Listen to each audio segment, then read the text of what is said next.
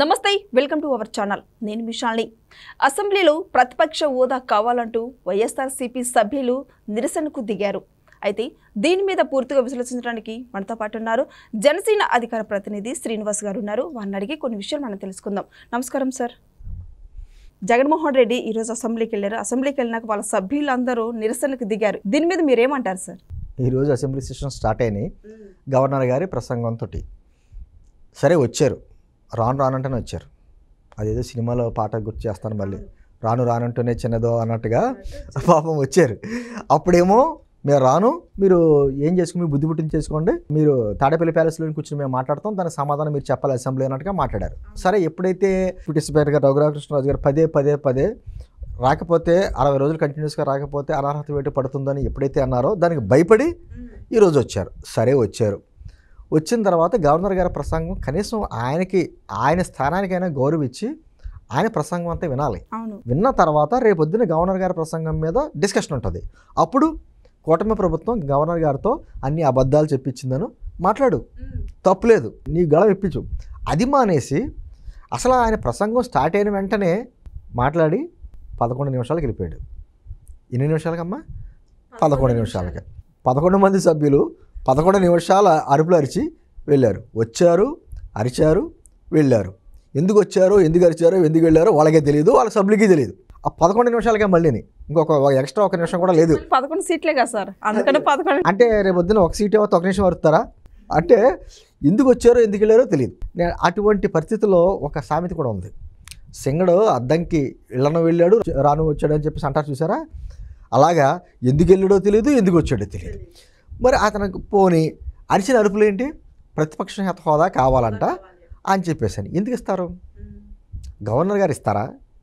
ప్రతిపక్ష హోదా స్పీకర్ గారు ఇస్తారా ముఖ్యమంత్రి గారు ఇస్తారా ఎవరికి ఉందా అధికారం వీళ్ళెవరికే లేదు ప్రజలకు ఉంది ప్రజలు ఎక్కువ సీట్లు ఇస్తే ఆ సీట్లను బట్టి మీకు ప్రతిపక్ష హోదా ఇవ్వాలా అధికారపక్ష హోదా ఇవ్వాలంటే ప్రజలు నిర్ణయిస్తారు అంతే తప్ప అసెంబ్లీలోకి వచ్చిన వీళ్ళు నాయకులు ఎవరో నిర్ణయించరు కానీ అది కూడా తెలీదా పోనీ ప్రతిపక్ష హోదా అంటే లేకపోతే నీకు ఆ సమయం ముఖ్యమంత్రి గారు ఇచ్చే సమయం నాకు కావాలంటావు ఎలా ఇస్తారు సరే వచ్చి నేను అంటుంది రేపటి నుంచి సమావేశాలు స్టార్ట్ అవుతున్నాయి అంటే బడ్జెట్ మీద అవ్వచ్చు మళ్ళీ 28వ తారీఖున బడ్జెట్ ఉంది మళ్ళీ 3వ తారీఖు నుంచి మళ్ళీ స్టార్ట్ అవుతాయి వచ్చి తను ప్రజల తరపున మాట్లాడి ఈ కూటమి ప్రభుత్వంలో ఈ లోపాలు ఉన్నాయి 8 నెలల్లో ఇది చేయలేదు అది చేయలేదని మాట్లాడితే నువ్వు మాట్లాడినప్పుడు అధికార పక్షం స్పీకర్ గారు ఏమన్నా మైక్ కట్ చేస్తే బయటకు వచ్చే అవసరం అయితే నేను మాట్లాడాను మా సంఖ్య తక్కువ ఉంది కాబట్టి మా మైక్ కట్ చేశారని చెప్పేసి నీ గళం వినిపించు అసలు వెళ్ళిన తర్వాత నీకు అలా మైక్ కట్ చేస్తే నువ్వు బయటకు వచ్చి నిరసన చెప్పినా తప్పులేదు అసలు వెళ్ళలేదు కదా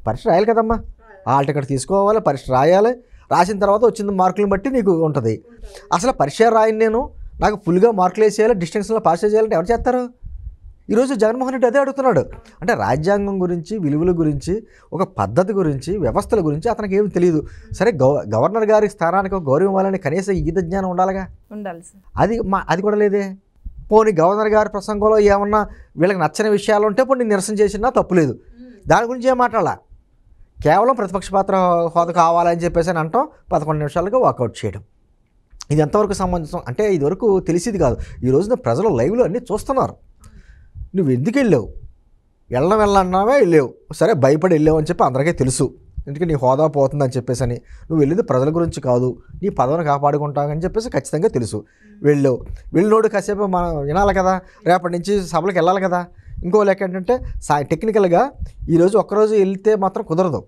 యాక్చువల్గా ఈరోజు గవర్నర్ గారి ప్రసంగం మాత్రమే అది అసెంబ్లీ సెషన్స్లోకి దాంట్లోకి రాదు కౌంటింగ్లోకి రాదు అంటే ఖచ్చితంగా రేపటి నుంచి మళ్ళీ జరిగే సెషన్స్లో ఏదో రోజు వెళ్ళి సంతకం పెట్టాలి మాకు ఉన్న సమాచారం ప్రకారం రేపు పొద్దున్న జగన్మోహన్ రెడ్డి గారు కడప వెళ్తున్నారట కడప నుంచి మళ్ళీ బెంగళూరు వెళ్ళిపోతారట అంటే మరి రేపు వచ్చి సంతకం పెట్టి వెళ్ళిపోతాడా లేకపోతే మళ్ళీ ఈ సెషన్స్లో ఏదో రోజు వచ్చి సంతకం పెట్టి వెళ్ళిపోతాడో తెలియదు కానీ కేవలం ఒకటి మాత్రం చెప్పగలను రఘురామకృష్ణరాజు గారి మాటలకి పదే చెప్పడంతో భయం పట్టుకుంది ఆ భయంతో వచ్చాడు కానీ అది కూడా లేకపోతే మొన్న చెప్పినట్టే ఆ తాడేపల్లి ప్యాలెస్లోకి వచ్చిన ఏదో రకంగా విమర్శలు చేసేవాడు తప్ప ఖచ్చితంగా వచ్చేవాడు కాదు అంటే ఒక విధంగా చెప్పాలంటే ఇందాక ఎవరో అన్నట్టు ఆయన రక్షించింది కూడా మళ్ళీ రఘురామకృష్ణరాజు గారే ఆయన చెప్పపోయి ఉంటే సెక్షన్ ఈయన రాకపోదుడు ఇమ్మీడియట్గా సస్పెండ్ చేద్దరు అయిపోను ఆయన పదే అంటే రావాలనే కోరుకుంటాం మళ్ళాంటి అందరం కూడా ఒక ప్రతిపక్ష పార్టీగా అసెంబ్లీకి రా, అసెంబ్లీకి వచ్చి నీ గళం వినిపించు.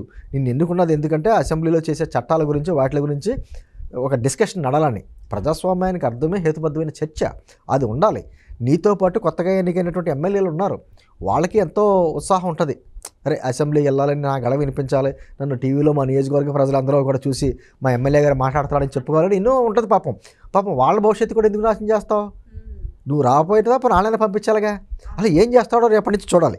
ఏంటంటే ఈ రోజంతా వాకౌట్ చేశారు, రేపైనా అతను వస్తాడా, లేకపోతే అతను మామూలుగా కడపల్లి అటు నుంచి బెంగళూరు వెళ్ళిపోవడం అది చేసుకుని మిగతా ఎమ్మెల్యేలు పంపుతాడా? ఆ మిగతా ఎమ్మెల్యేలు కూడా సెలెక్ట్ చేసి కొంతమందిని పంపుతాడు. ఇప్పుడు పెద్దిరెడ్డి రామచంద్రరావు అంటే పంపడం, ఎందుకంటే ఆల్రెడీ చాలా ఇబ్బందులు ఉన్నాయి అతని మీద ఉన్న కేసులో ఇవన్నీ ఎక్కడ నిలదీస్తారో అని.